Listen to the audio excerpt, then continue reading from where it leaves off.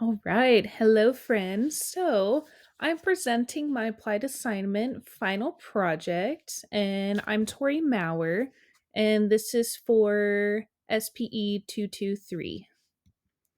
Here's my table of contents, what we're going to be kind of going over: pre work evidence, new learning, and continued inquiry.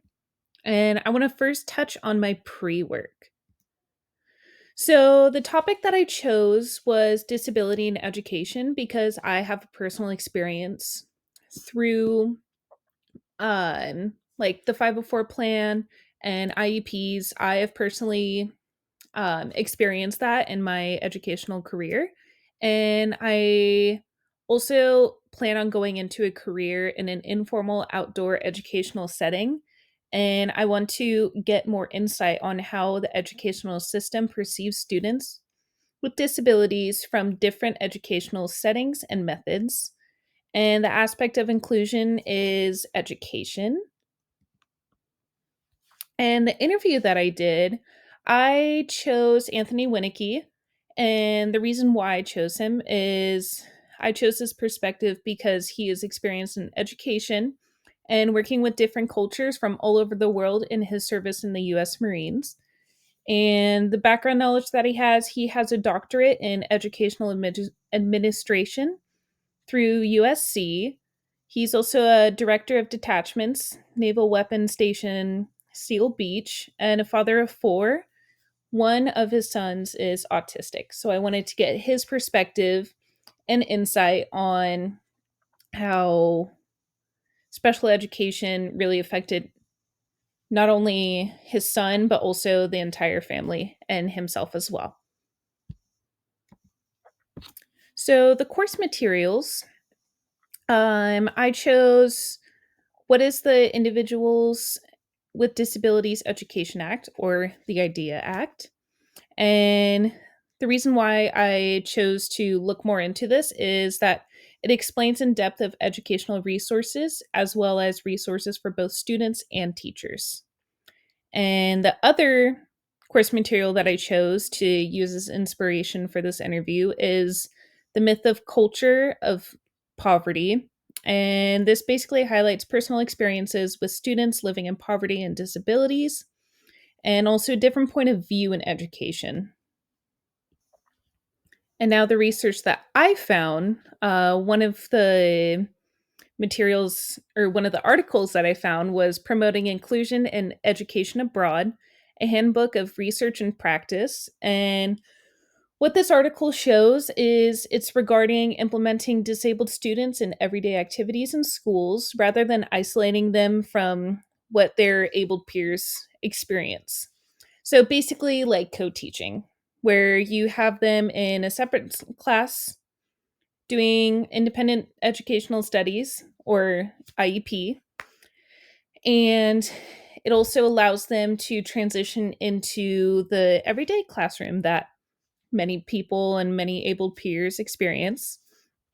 And the second research that I found was Adapted Physical Education, Meeting the Requirements of the Individuals with Disabilities Education Act.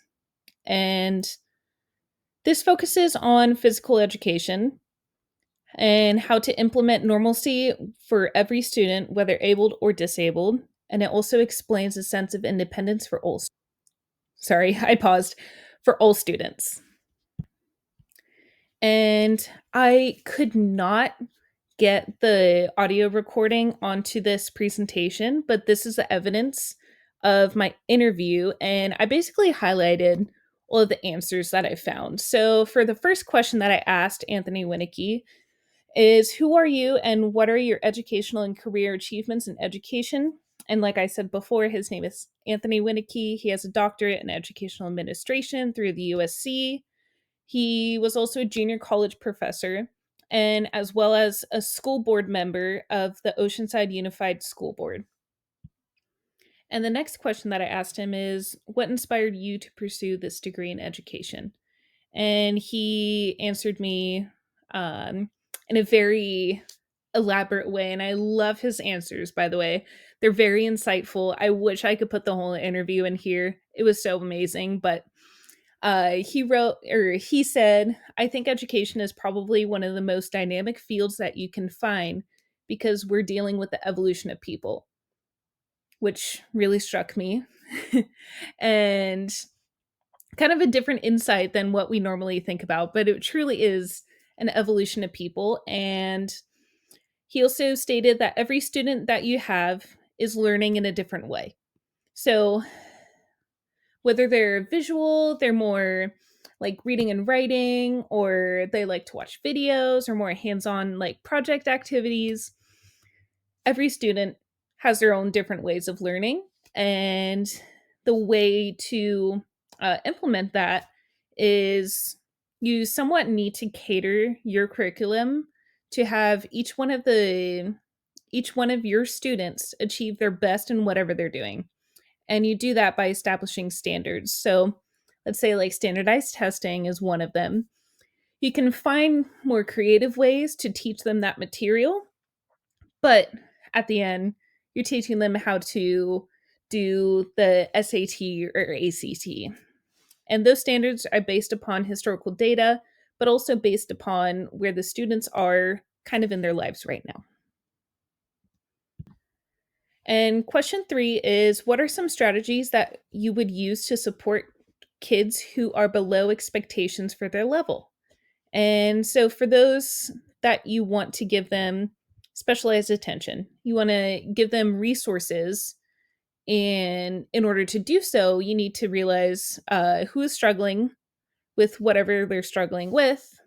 And there's a reason for it. Either there's a lack of understanding skills or interest, but there's also something that is lacking in that individual. Through more individualized attention, finding a strategy that allows them to achieve even at an incremental level, then you're going to be getting them moving ahead. So, taking into consideration like what they're struggling on and exactly how they're struggling on this certain topic or skills or interests, you can find more creative ways to adjust to their needs. And question 4 that I asked him was, how was your personal experience with family and disabilities? And he said, with my own family, my strategy with my own children is that I wanted to give them an opportunity to excel in whatever their strengths were. So each one of his kids, he has 4 children, 4 sons, and each one of them have a vastly different kind of a strength. Because of the diversity of our economy, because of the diversity of our world, something is going to find a role for you. So why not find those paths that are really best for your personal skills and make the very most of it? And question 5 that I asked him was, can you describe a time where you experienced a challenge in inequality in people with disabilities? And he stated that, I think with his youngest son, who was diagnosed with autism, I think that socially he had a lot of challenges, especially in his middle age or in his middle grade. And what was important for them as parents, i.e., him as a dad and also his wife as a mom, you want to you want to let them know that they have skills, that they are loved, that you are a good person and you're a smart person. Reaffirming them that you will find your path. You just must continue to work hard and be positive. So, really, we do not give up on him, and he did not give up on himself. The next question was, how would you advocate for a person with a disability with your life experiences? And then he stated, first of all, that child has to feel that they are able to participate, that they are not going to be excluded, that they're not going to be mocked, that they're not going to be put down.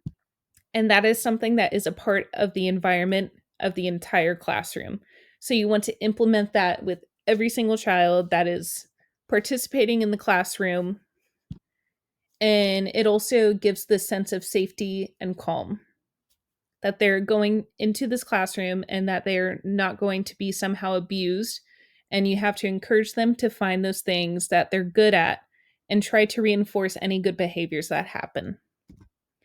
And his final thoughts, I'm just going to kind of summarize what he said, that there was a lot of discussion now in education about the structure of the normal K through 12 and with standardized testing and the structure.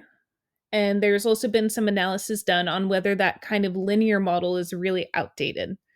So, what I'm saying is that you can take this kind of the structure where you have got them coming in as a little child, as a kindergartner, and leaving them as an 18-year-old. And the expectation is that they have to get these certain skill sets.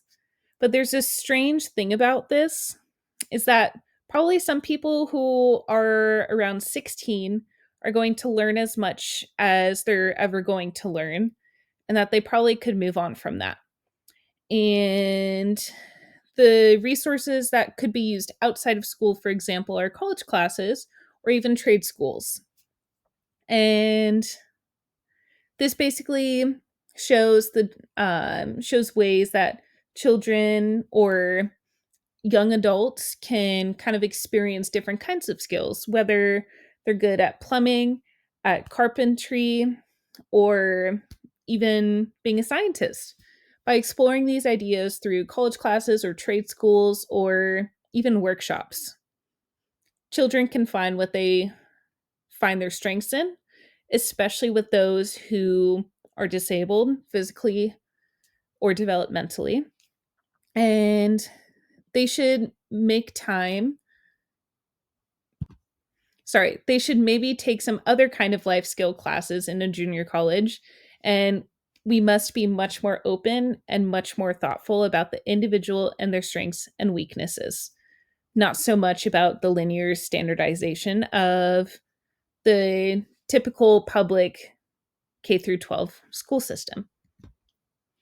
And I also want to now talk about new learning. And with inclusion, I learned that schools are actively implementing grade appropriate material to students with disabilities. And this connects to the course by promoting, sorry, how it connects to the course is in the article that is titled Promoting